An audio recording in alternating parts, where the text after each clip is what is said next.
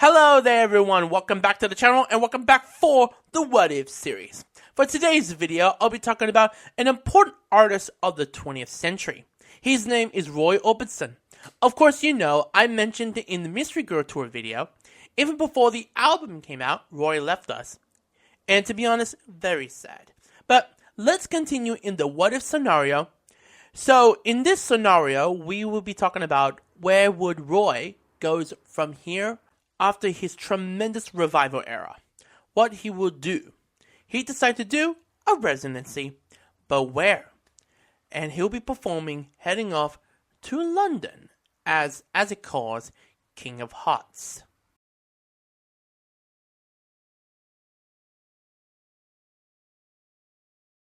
Anyway, where did the idea came from?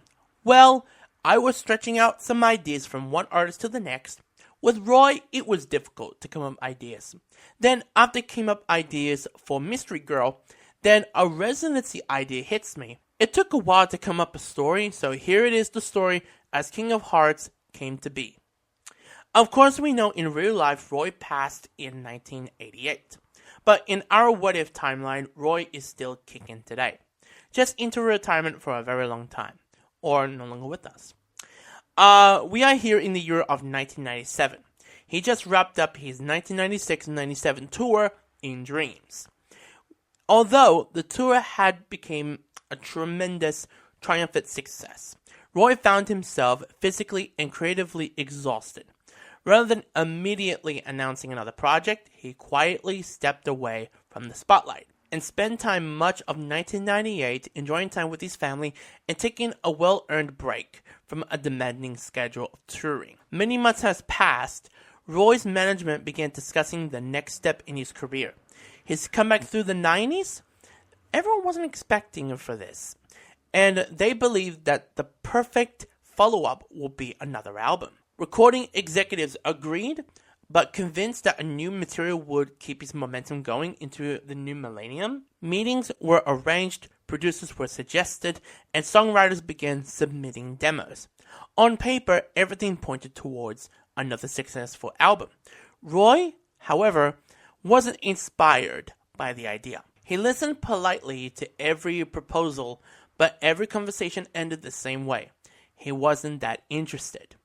In spending months inside recording studio, searching for another hit record. After decades of making albums, what excited him most was standing on a stage in front of a live audience.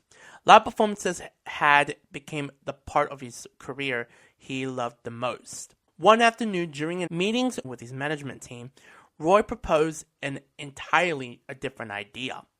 If I'm going to sing every night, he said, I don't want to do another world tour. I want people to come to see me.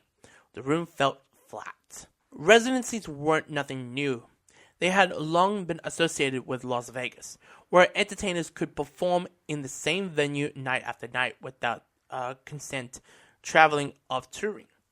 The most artist example, well, I'm giving an example now, it will be Elvis, mostly, whose Vegas engagements had been legendary.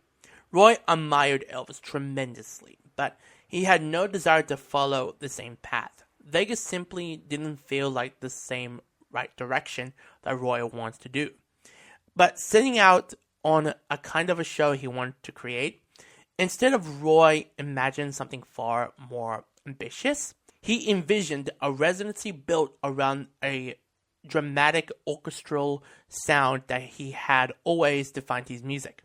Rather than bright casino lights and lavish stage spectacles, he pictured a grand concert hall where every note could resonate with perfect clarity. His songs had always possessed a cinematic quality, and he believed they deserved to be performed with the richness of a full symphony orchestra. But there were only one venue that seemed worth of that vision. It's at Royal Albert Hall in London. The historical hall had welcomed the world's greatest classical musicians, opera singers, rock stars, and legendary solo performers for more than a century. Roy had always admired its elegance, remarkable acoustics, and international reputation. If he were going to create the ultimate live concert experience, this was where he wanted to do. To bring this project to life, Roy approaches to the Royal Philharmonic Orchestra. After several meetings, the orchestra were enthusiastic, agreed to collaborate with Roy. Together, they began reimagining his catalog for a full symphony ensemble. As rehearsals is about to start, Roy held a press conference on August 29, 1998 in London, where they announced for his upcoming residency as he calls King of Hearts. And that is based on his 1992 album, named after. People were surprised, and some were excited, some weren't keen on the idea. He'd never been excited in a long time since he recorded Mystery Girl. In November of 1998, tickets went on sale for 30 shows. The first 15 shows of 1999, and then the second will be the later half of the year. So the first 15 shows starts from March 17th, then the second 15 shows starts from September 3rd. Rehearsals has fully begun in late October of 98, first with his band, then with the orchestra in February of 99. But the orchestra spent months into perfection in Roy's level, between from November to January of 99. Then on March 17th, 1999, opening night of the Residency. Everyone is geared up and had set Royal Albert Hall into a concert orchestra concert that they never seen before. So, let's move on to the set list of the concert. So here it is. So we got You Got It, I Drove All Night, She's a Mystery to Me, In the Real World, California Blue, A Love So Beautiful, King of Hearts, Shadows in the Hall, Broken Crown, Dream You, Midnight Cathedral, The Last Blue Rose, Only the Lonely, Mean Woman Blues, Fallen, Running Scared, It's Over, Crying, In Dreams, and finally, Pretty Woman. After the Residency, Roy spent time with his family as a semi-retirement until he comes back in the beginning of the 21st century. That is it for the What If series. Hope you all enjoy it. Comment, like, and subscribe. If y'all haven't subscribed to me yet, please do so. You'll miss out any content I'll be putting out, and hit the notification bell. And, yeah, take care of yourselves, and see y'all next time.